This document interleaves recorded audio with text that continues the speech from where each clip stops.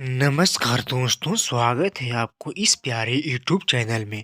आज की कहानी आपको प्रेरणा देने वाली कहानी तो है ही, मगर आप इस कहानी से मिलने वाली सीख को अपने जीवन में अप्लाई करते हैं तो आपका जीवन पूरी तरह से बदल सकता है।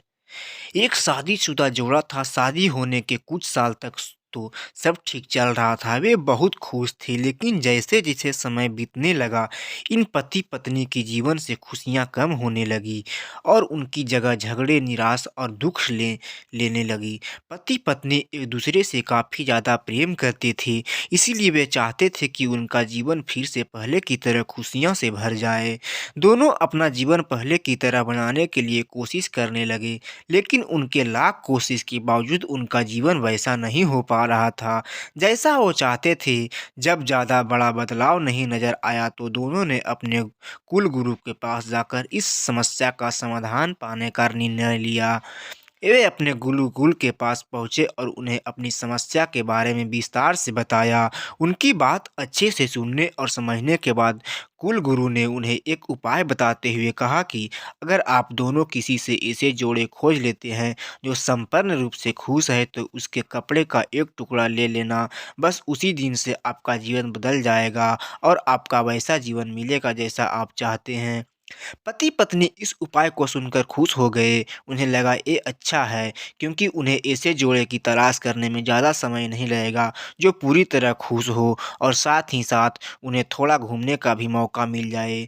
इस जोड़े ने सोचा सबसे ज़्यादा सुखी जोड़ा वही हो सकता है जिनके पास धन धान्य की कमी ना हो, इसलिए उन्हें सबसे पहले अपने राजा और रानी को मिलकर उनसे पूछना बेहतर समझा कि क्या वो संपूर्ण रूप से भी खुश हैं या नहीं। दोनों ने इसी तरह राजा और रानी के एक बार उनसे मिलने के लिए राजी कर लिया। जब वे दोनों राजा रानी को मिलने गए तो उनका काफ़ी अच्छे से स्वागत किया गया और खाने पीने को भी अच्छे से अच्छे खाना खिलाया गया। वे दोनों राजा रानी के साथ में बैठे थे, तब मौका देखकर उन्हें राजा रानी से पूछ लिया कि क्या वो अपने जीवन में खुश हैं।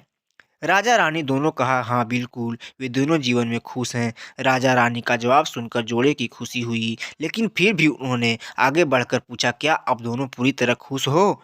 यह सवाल सुनकर राजा रानी के चेहरे पर थोड़ी सी उदासी छा गई। राजा ने कहा हालांकि भगवान ने हमें जीवन में हर वह वस्तु दी जिसकी जरूरत होती है, या वो कहूँ कि जरूरत से ज़्यादा ही दे दी, लेकिन एक संतान सुख अब तक हमें नसीब नहीं हुआ। राजा का जवाब सुनकर जोड़ों को पता चल गया कि वे संपूर्णतः सुखी नहीं हैं। उन्होंने अपना सफ़र आगे जारी रखा। उन्हें पता चला कि दूसरे राज्य में एक बहुत धनी सेठ है। इस सेठ के पास धन दौलत के साथ साथ बाल बच्चे भी थे, इसलिए उन्होंने उनके जाकर पता करना चाहा कि क्या वह पूर्णतः सुखी है। उनके घर पर 1-2 दिन रहने के बाद यही सवाल उनसे पूछने पर सेठ और सेठानी का कहना था कि सब कुछ होते हुए भी वह पूर्ण रूप से सुखी नहीं है, क्योंकि उनके 4-5 बच्चे को संभालने में उनका पूरा वक्त चला जाता है और उन्हें अपने जीवन में बाकी सुख भोगने का लिए समय ही नहीं बचता। पति पत्नी का जोड़ा वहाँ से भी निराश होकर निकला। वो अपने जान पहचान और अनजाने कहीं लोगों से मिले, पर अंत में उन्हें यही पता चला कि सबके जीवन में कोई ना कोई ऐसी कुछ तो कमियां हैं जिनकी वजह से वो अपने आप को पूर्णतः सुखी नहीं समझते थे। अंत में पति पत्नी एक किसान दंपति से मिले जो दोपहर में खेत में काम करने के बाद खाना खाने के लिए बैठे थे। उनके चेहरे पर जो बेफिक्री और शांति उन्होंने देखी वो पहले किसी के चेहरे पर नहीं देखी थी। जोड़े को लगा कि शायद अब उनकी तलाश खत्म हो जाएगी। किसान पति पत्नी के पास जाकर दोनों ने उनसे पूछा कि क्या वो अपने जीवन में खुश हैं।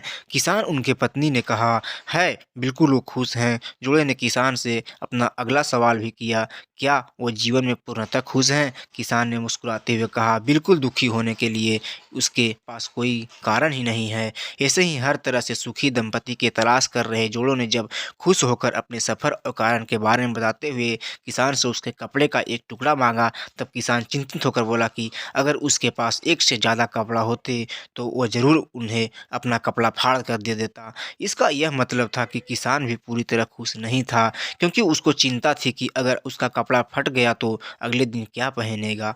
अपने खोज में पूरी तरह असफल हो चुके पति पत्नी को आखिरकार ये समझ में आ गया कि पूर्णतः सुखी और खुश इस संसार में कोई भी नहीं है। ये हमारे विचार ही होते हैं जो हमें किसी वस्तु को लेकर सुखी या दुखी, खुश या नाखुश करते हैं।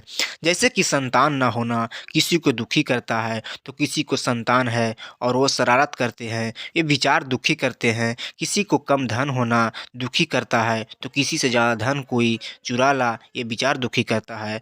इस कहानी का निष्कर्ष आप ऐसे निकाल सकते हैं कि आप कितने खुश हैं या सुखी हो सकते हैं ये पूरी तरह आप ही के हाथों में है। आप अपना जितना जीवन, जितना चीज़ों के साथ रजिस्ट्रेशन के प्रति सकारात्मक विचार रखते हैं, आप अपने आप को उतना ही सुखी और खुश होने में मदद करते हैं। दोस्तों, ये वीडियो आप लोग कैसा लगा कमेंट करके बताएं और मेरे इस चैनल को सब्सक्राइब करें। मिलते हैं, जय हिंद।